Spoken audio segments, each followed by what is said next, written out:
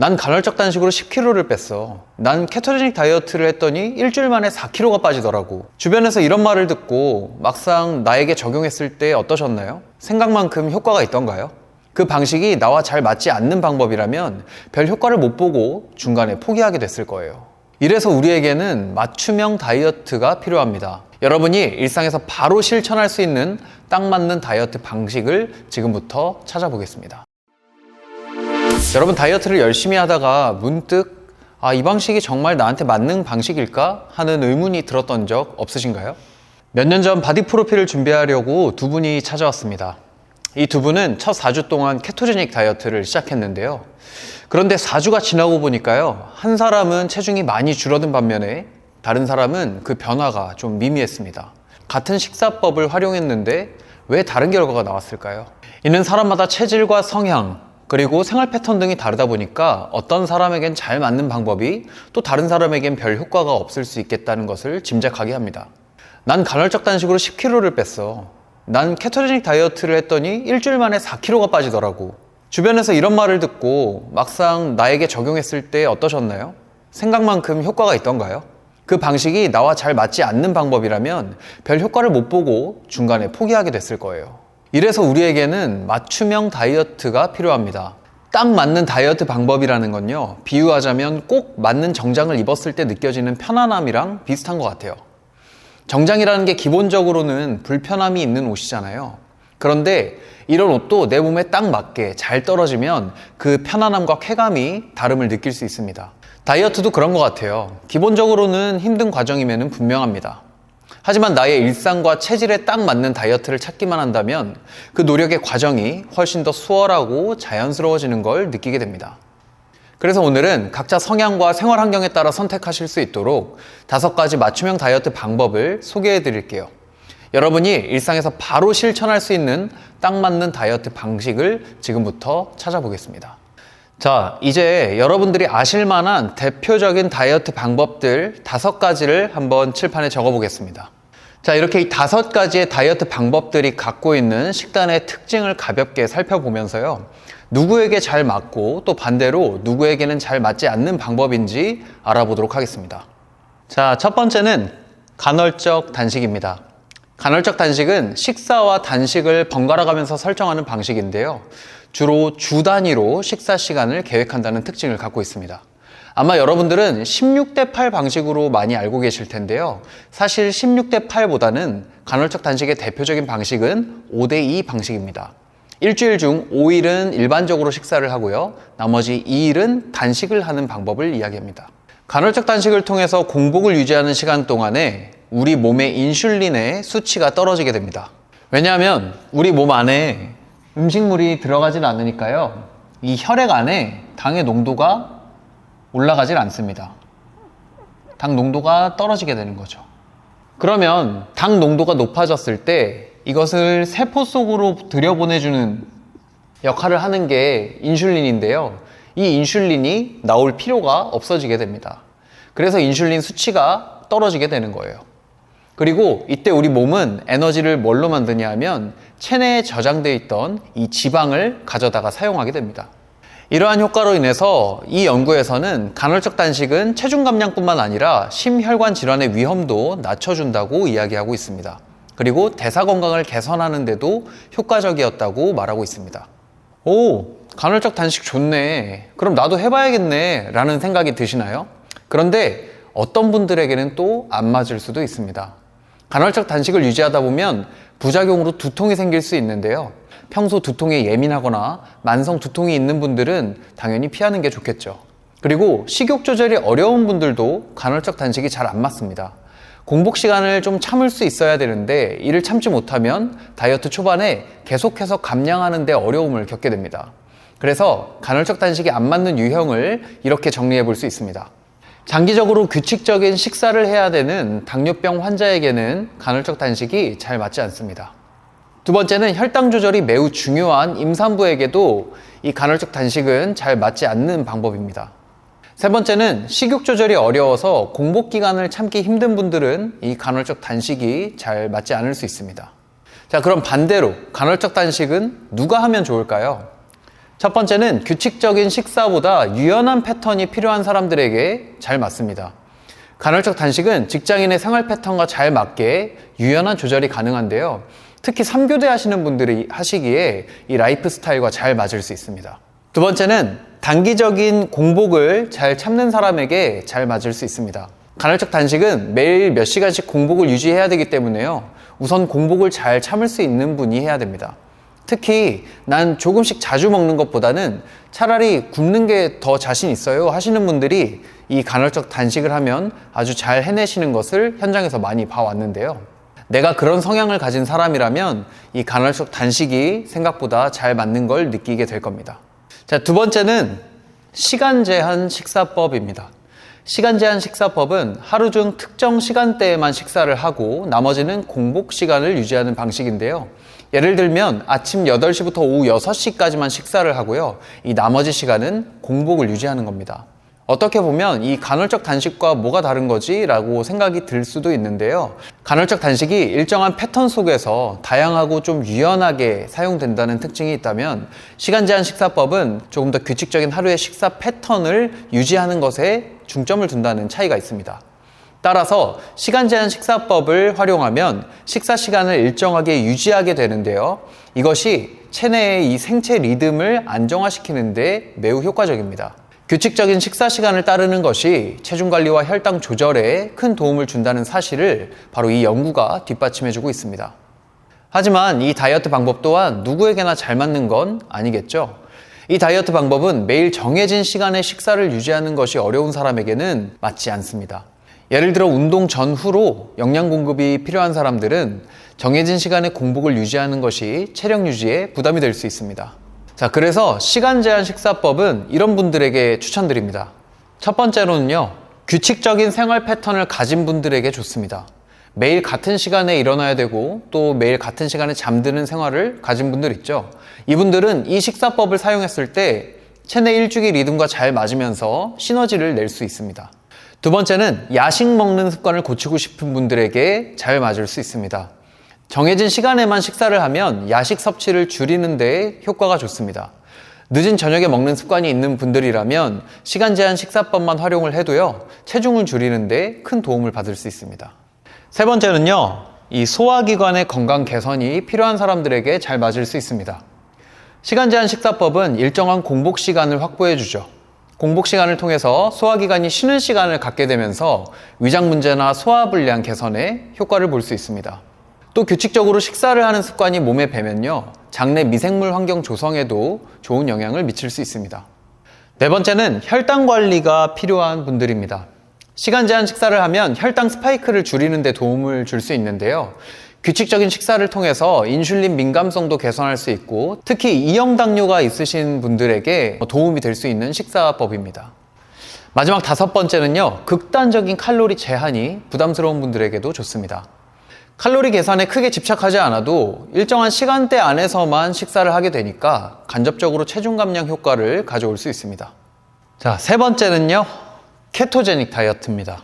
케토제닉 다이어트는 지방을 많이 먹는 대신 탄수화물을 적게 먹는 식단이죠. 우리 몸이 탄수화물을 에너지원으로 사용하는 대신 케톤을 에너지원으로 사용하도록 유도하는 식단입니다.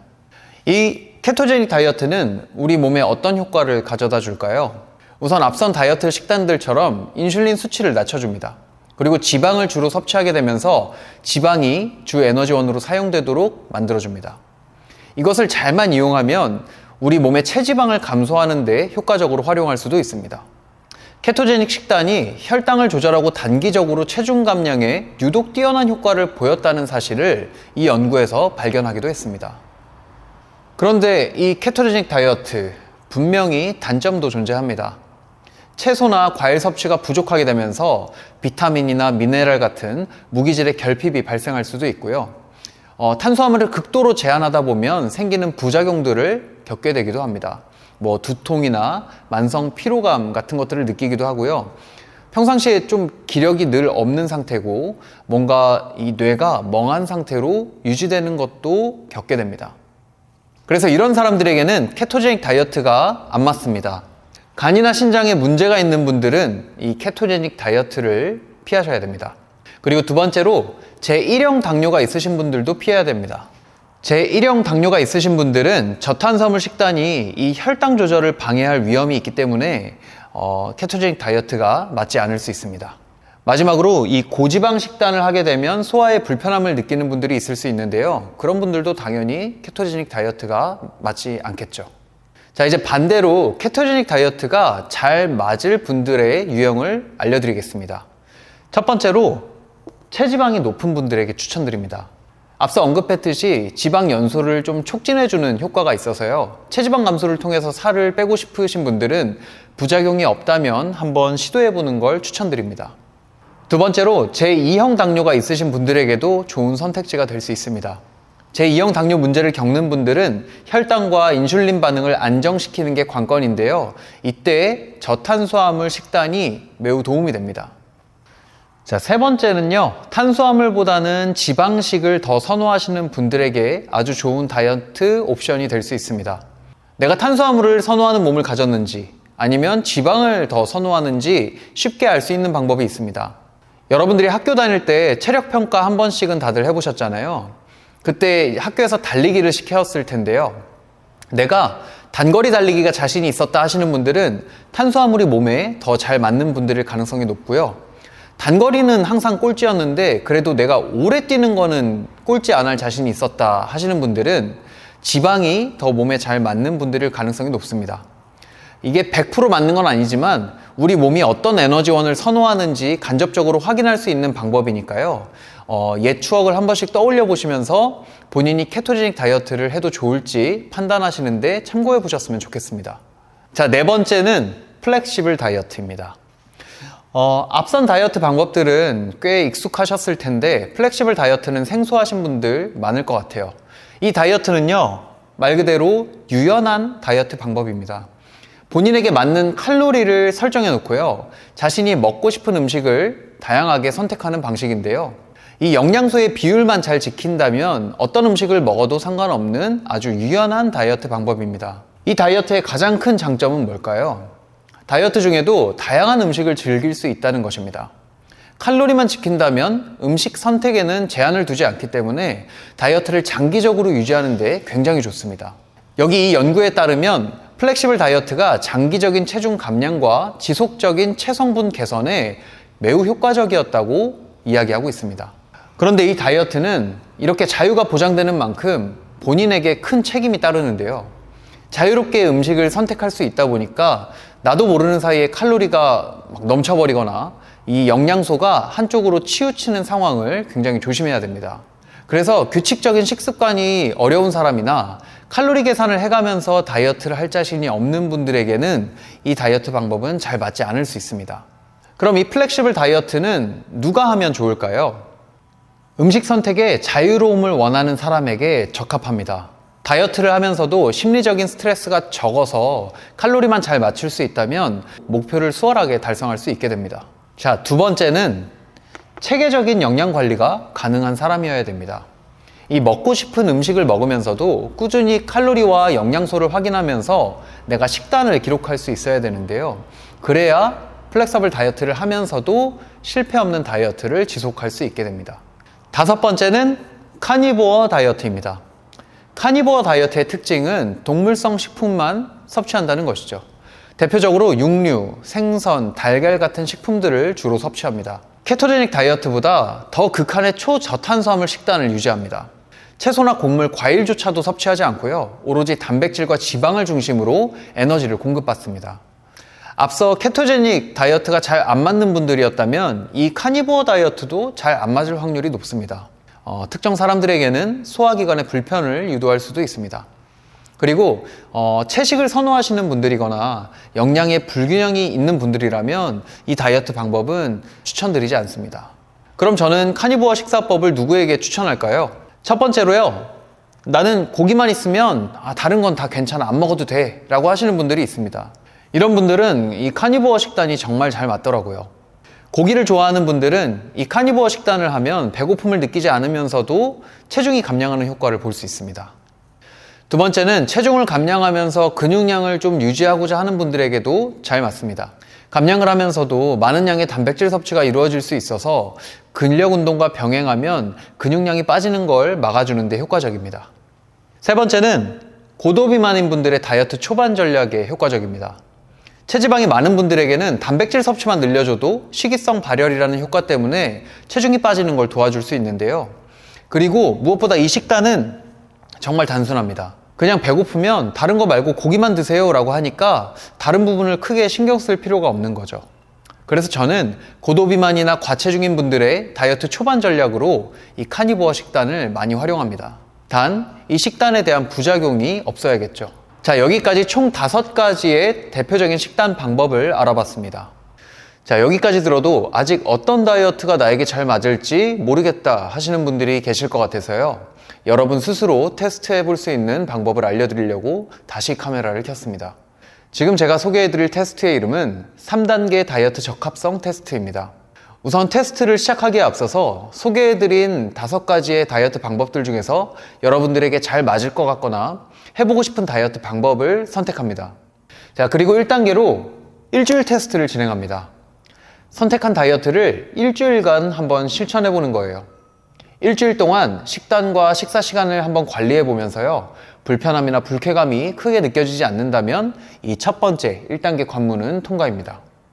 자, 그리고 2단계로 넘어오면 이 해당 다이어트 방법의 지속 가능성을 체크해 볼 수 있습니다.